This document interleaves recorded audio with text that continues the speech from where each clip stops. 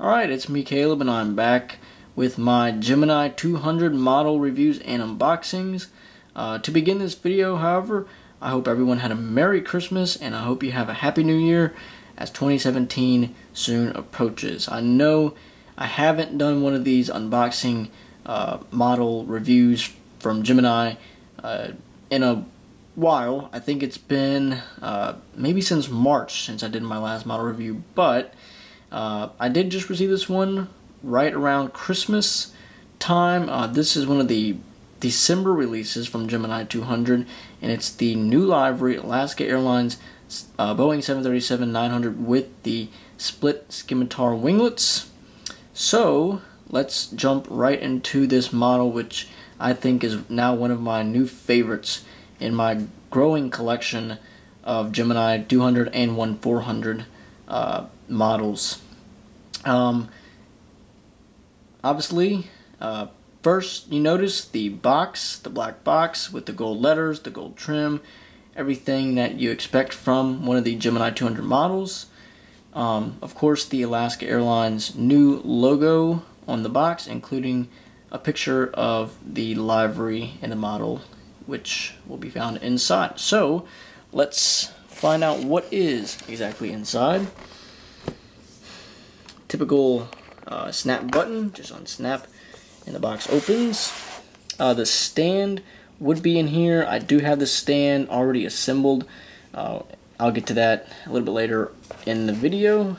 Let's take the first layer of styrofoam off, and there is the model inside. So we'll go ahead and take it out. Be careful as we take it out. Oh, and we'll get back to this too later in the video, but there's the pack with the landing gear up configuration. I'll put that aside as well.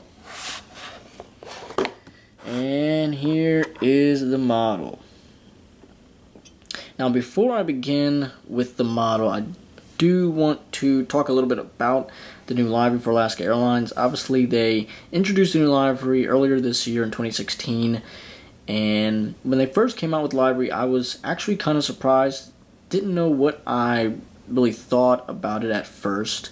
But I will definitely say the more that this livery, that I've seen this livery around, I think it's grown on me. It definitely has grown on me. And with this this new model, this is my first Alaska Airlines Gemini model, and it is also my first 737-900 model. But I have seen two of these new livery Alaska Airlines planes in person. The first one was earlier this summer. I was doing some plane spotting out at the New Orleans International Airport, and I did see, it wasn't this exact model, I think it was a 737-900. If you're familiar with Alaska Airlines, I think it was the 100-year livery. I think it has something to do with 100 years Boeing, something like that. It was that livery. So pretty similar to this this model, but it had 100 written across the fuselage. That was really the only difference. The second time, which was about a month ago when I went on my trip to Las Vegas, my first connection, I had a connection in Phoenix at the Sky Harbor Airport, and when I was leaving there getting ready to take off, I saw one of these one of these liveries at the gate parked. So those are the only two times that I've seen this livery in person, but I have seen lots of pictures on the internet, and I just think it is really a great livery. I know everyone has their different opinions about it, but personally it has grown on me, and I am starting to really like it more and more that I see it. But now we'll go on to the model. So let's start with the front. I won't zoom too much or too far into this because it'll get blurry, but you can see that the decal says "Proudly All Boeing" with the Boeing logo underneath the cockpit window. One of the reasons why I love these Gemini 200 models is just all the detail that goes into them. And of course, we're working our way down the forward fuselage, Alaska written in a new font. And then there's the engine with the new livery design on the engine, as you probably have seen on the new livery.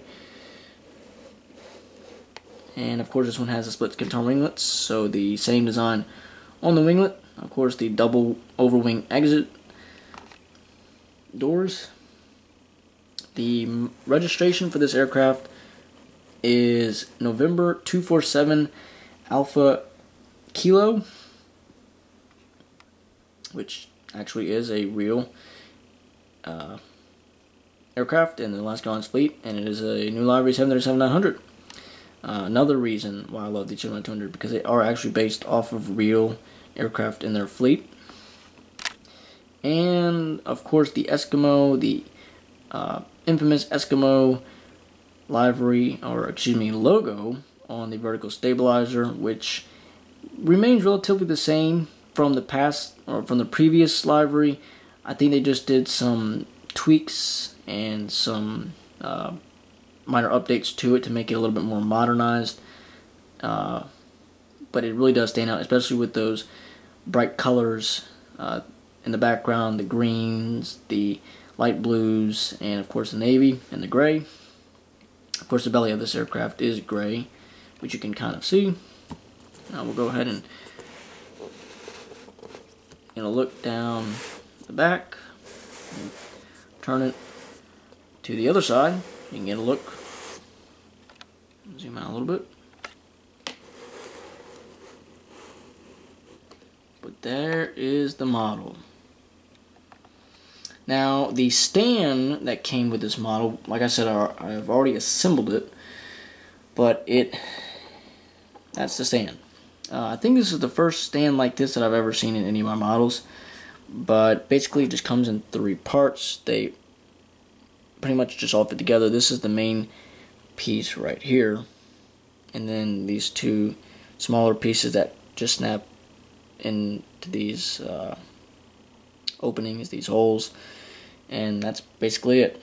Of course, if you've watched my videos, my previous unboxing and model review videos, you probably know that I do not use my stand for models. I have some shelves in my room that I just place these models on, and so I don't use the stand. And then of course, like I said earlier, the landing gear up configuration. So basically you just take off these set of wheels in landing down configuration and replace them with these. They just snap right into place. So that's that. But there is the model. So this model runs from anywhere about $60 to $80 depending on where you purchase it from. But really this is a great model. I received it right around Christmas, and I will say the box that it was shipped in was pretty badly beaten up, so I was pretty nervous to see what was going to be inside of it. Thankfully, the box itself that you see here is not badly damaged at all. It's in good shape, and the model is in almost perfect shape, I'd say. All the antennas across the top, those are all still in place. None of them snapped off or are loose. I know sometimes when you get these models, sometimes little pieces are maybe broken off or loose. Especially, I've had that problem a lot with the landing gear, the wheels, but not the case on this model. Everything is in really good shape, so I'm happy about that. But again, this is now one of my, I'd say, new favorite models in my collection that just continues to grow. I hope to one day fly on Alaska Airlines, and who knows, maybe get to fly on the new livery. I'm sure I will one day, but Alaska Airlines only operates one daily nonstop flight to and from Seattle from New Orleans. So kind of hard to get on one of those flights on Alaska Airlines, but hopefully one day I will get the chance to do so. But again, great model. Hope you enjoyed this video. I will be taking a trip to Knoxville, Tennessee around New Year's, so stay tuned for, I'll be flying actually Delta Airlines with a connection in Atlanta, and then I'll be flying from Atlanta to the McGee-Tyson Airport in Knoxville, which will be my first time that I've ever flown into that airport, so I'm looking very forward to that. And I haven't flown Delta it'll be the first time in a few years that I've flown Delta.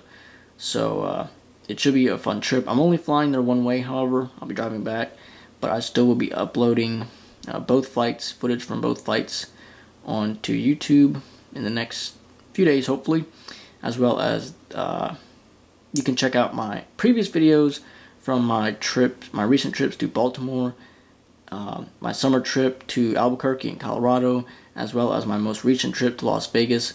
I have lots of footage from landings and takeoffs and flight reviews from those trips and those flights. So also be sure to check that out on my channel as well. Hope you enjoyed the video. Don't forget to subscribe, and thanks for watching.